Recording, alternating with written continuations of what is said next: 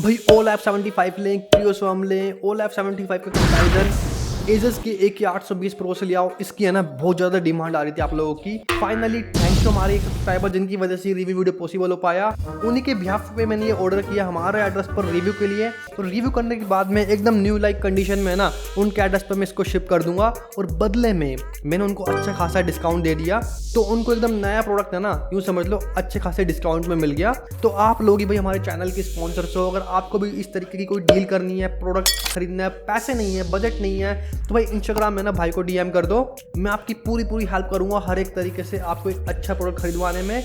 और इस तरीके से आपका भाई भी है ना एकदम ऑनेस्ट कंटेंट आपको दे पाता है बिना किसी ब्रांड वगैरह के प्रेशर में। खैर बिना देर के वीडियो को शुरू करते हैं। और हाँ भाई, वीडियो हेल्पफुल लगी हो लाइक कर देना, चैनल को सब्सक्राइब तो मैं आपसे करवा ही लूंगा, नोटिफिकेशन बेल को ऑल पर सेट भी।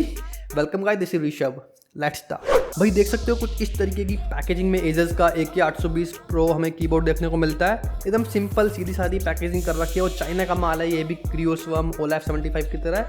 फटाफट से जंप मारते हैं डब्बे के अंदर और देखते हैं क्या माल मसाला दिया गया है। ओए होए, तो भी बॉक्स को ओपन करते साथ ही सबसे पहले हमें एक ये मोटी सी बुक देखने को मिल जाती है जहाँ पे उन्होंने सारी इंस्ट्रक्शन वगैरह मेंशन कर रखी है।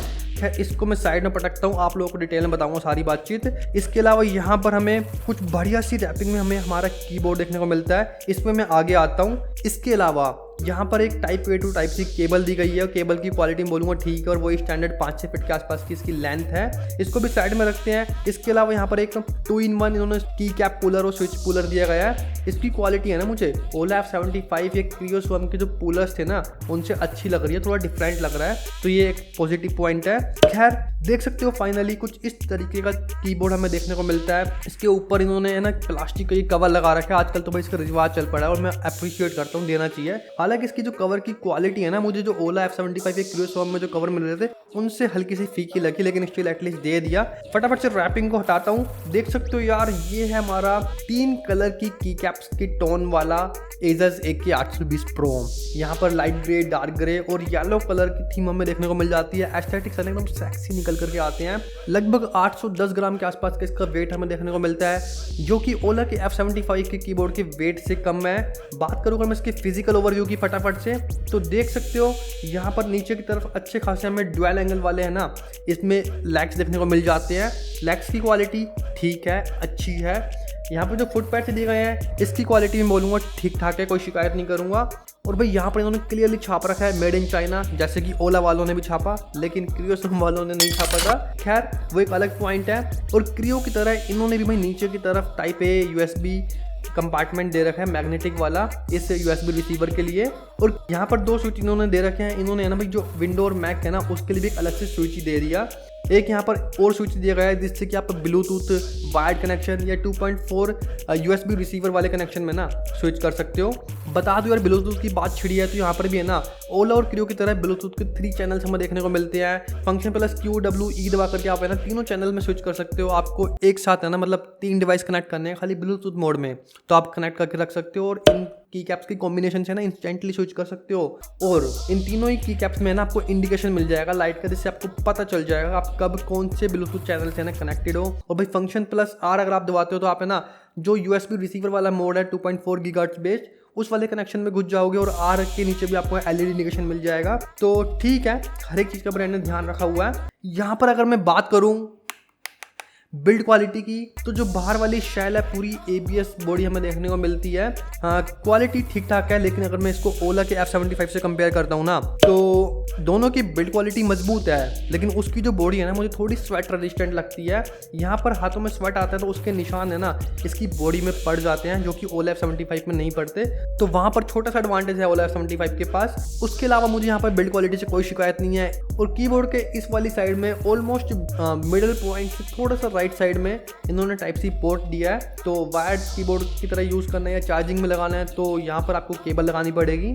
अगर मैं प्रेसिंग एक्सपीरियंस की बात करता हूँ ना, की कैप्स को स्विचेस को प्रेस करने में जो फील आता है, तो भाई लिटरली ओला F75 और इसको मैंने साइड बाय साइड काफ़ी टेस्ट करा, यूज़ किया।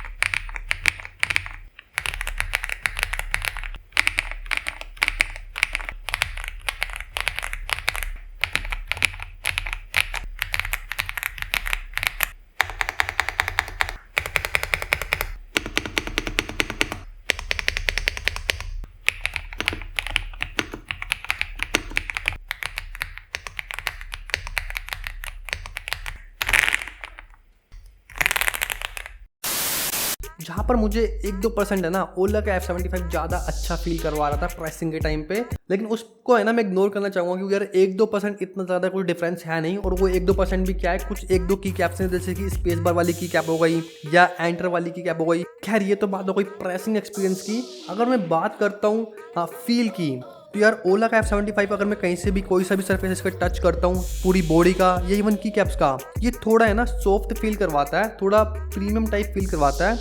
ये चीज़ आप जब तक खुद कीबोर्ड को हाथ में लोगे नहीं भी आपको समझ में नहीं आएगी, आपकी गलती नहीं है इसमें। तो यहाँ पर एजस का ये कीबोर्ड थोड़ा पीछे रह जाता है क्योंकि इसका फील, इसको अगर मैं टच करता हूँ नीचे वाली बॉडी को स्पेशली, तो काफ़ी मात खा जाता है इस फील वाले मामले में। फील खैर स्विचेस की बात करूं तो दोनों ही कीबोर्ड में अलग अलग ब्रांड के स्विचेस हैं। यहाँ पर लियोबुक के रीपर स्विचेस देखने को मिलते हैं और एजस में हमें एजस के गिफ्ट स्विचेस देखने को मिलते हैं। हालांकि वो हुआनो के स्विचेस हैं, लेकिन एजस वाले एजस गिफ्ट स्विचेस बोल करके मार्केट करते हैं, प्रमोट करते हैं। वैसे स्विचेस में दोनों में ही जो एक्सपीरियंस है ना बड़ा सेटिस्फैक्टरी, बड़ा स्मूथ, बड़ा कुशनिंग मिलता है क्योंकि दोनों ही गास्केट माउंटेड स्ट्रक्चर पर बेस्ड है और दोनों में है ना लीनियर स्विचेस देखने को मिलते हैं जो मेरे पास वेरिएंट इस समय है।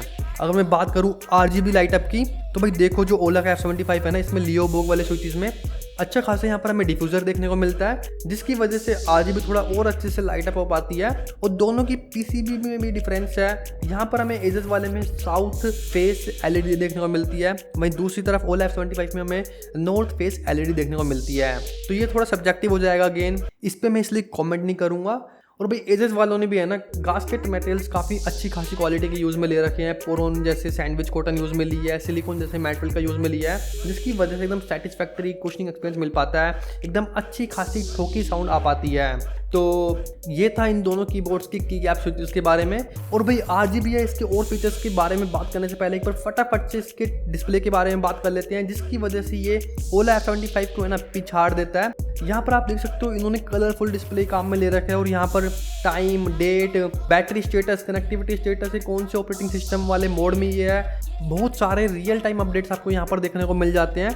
एक बार बैटरी वाले स्टेटस में जंप मारते हैं, देख सकते हो टॉप राइट में ना हमें ग्रीन कलर की 5 डंडे वाला यहाँ पर बैटरी स्टेटस देखने को मिलता है। हालांकि इन्होंने LED इंडिकेटर्स में भी है ना बैटरी स्टेटस दे रखा है, उसके बारे में आगे आता हूँ। यहाँ पर आपको पता लग जाएगा जैसे जैसे डंडे खत्म होते चले जाएंगे कि भाई बैटरी कम हो रही है, इसको चार्ज में लगाना है जब लास्ट डंडा बच जाएगा। और भाई यहाँ पर कलर्स के थ्रू भी इंडिकेट कर देता है। ग्रीन कलर के अगर आपको बैटरी इंडिकेशन मिल रहा है तो इट मीन्स ये ऑलमोस्ट 80 से 100% के बीच में चार्ज है।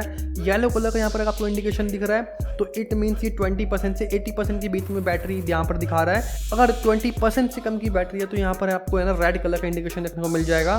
तो ओला F75 आ जाए, क्रियो 7 आ जाए, भाई बैटरी स्टेटस के मामले में है ना ये सबको पिछाड़ देगा, एकदम अच्छे से आपको बैटरी के इंडिकेशन मिल जाएंगे।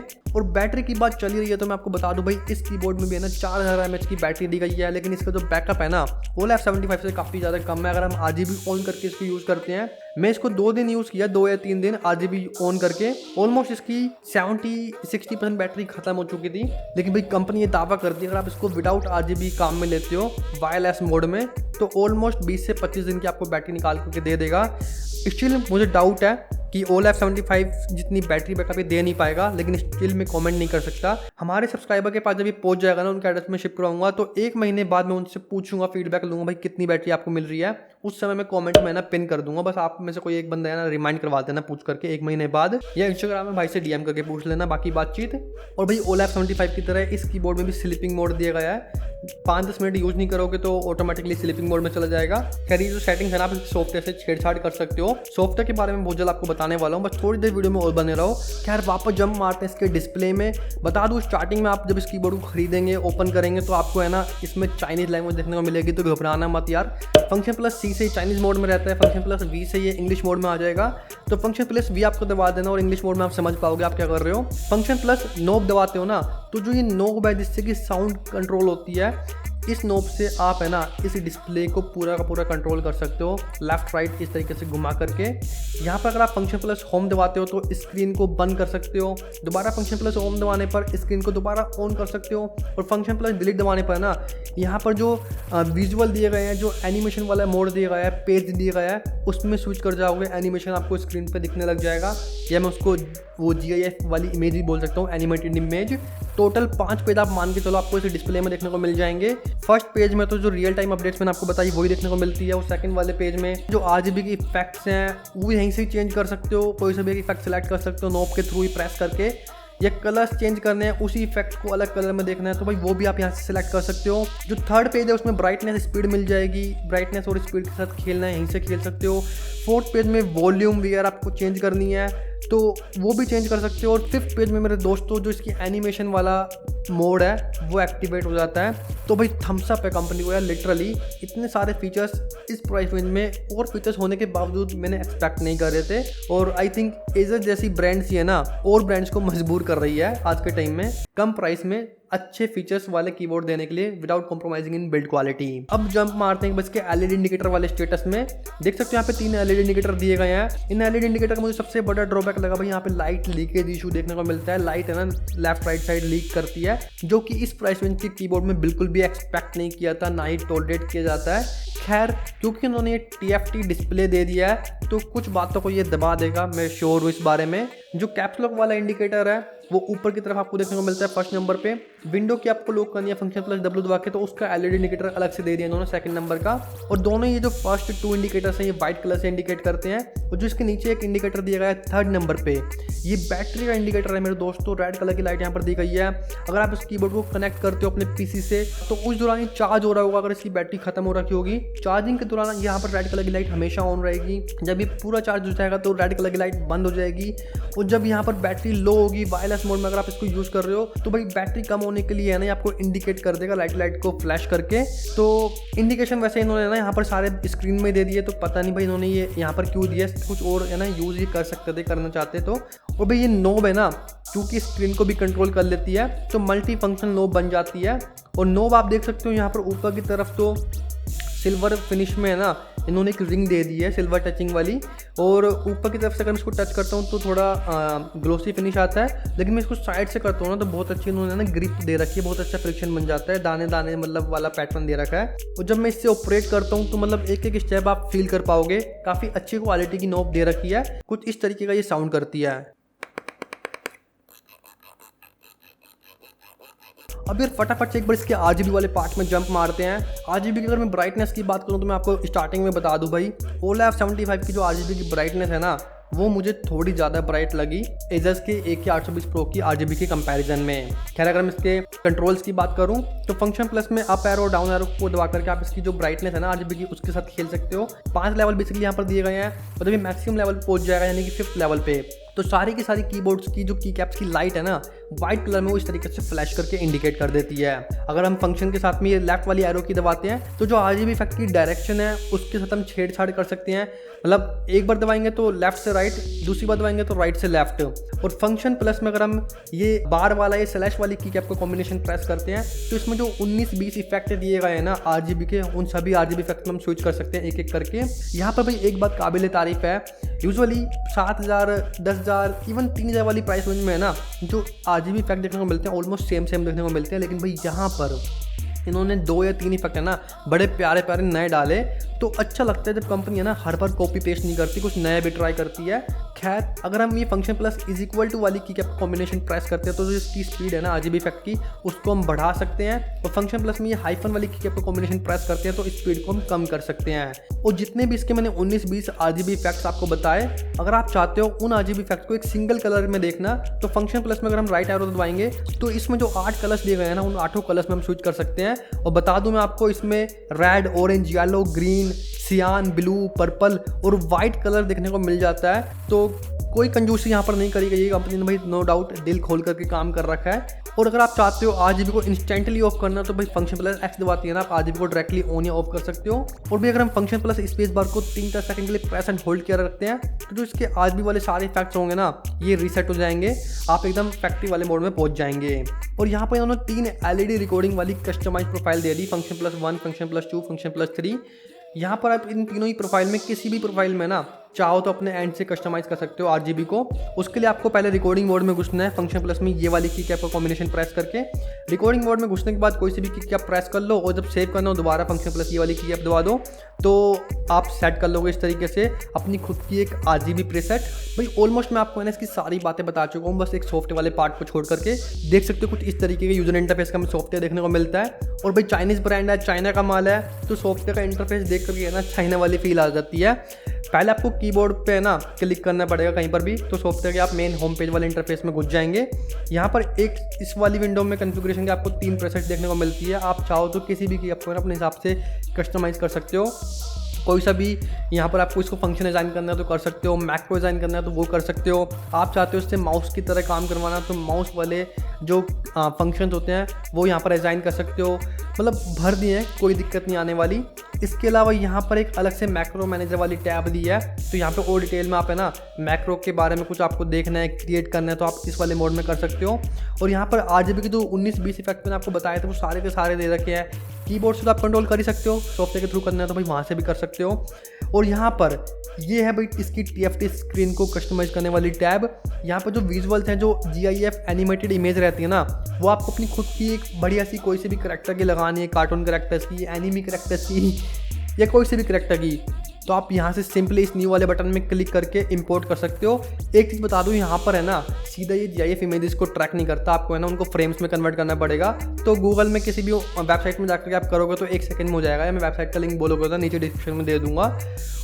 इस तरीके से मैंने काफ़ी सारे यहाँ पर कस्टमाइज्ड एनिमेटेड इमेजेस लगाई, तो मज़ा सा आ गया था यार। मतलब अलग ही फील आता है जब हम इसको यूज़ करते हैं और इस तरीके से डिस्प्ले में इस तरीके का कोई भी एक करैक्टर दिखता है एनिमेटेड, तो अलग ही एस्थेटिक्स निकल करके आते हैं। खैर इसके अलावा यहाँ पर इन्होंने और भी यार मल्टीपल टैब्स दे रखी हैं लाइट्स वगैरह को कंट्रोल करने के लिए। एक तो म्यूजिक रिदम वाला इफेक्ट दे दिया है, वही जो मतलब PC में साउंड चल रही होगी ना बैकग्राउंड में, उसी के हिसाब से जो RGB है वो रिएक्ट करेगी।